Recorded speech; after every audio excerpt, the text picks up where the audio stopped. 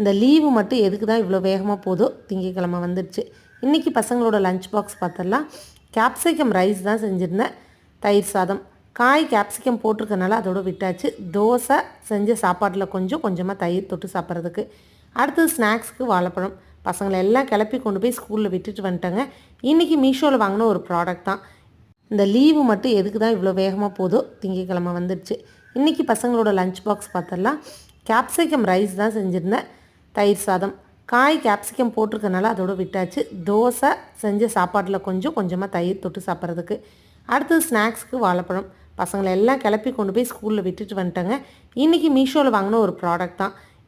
இது wire dish கிளாத்துங்க. பாத்திரம் விளக்குறதுக்காக use பண்ணுறது. இதோட ரேட் வந்து 126. ரொம்பவே யூஸ்ஃபுல்லாக இருக்குது.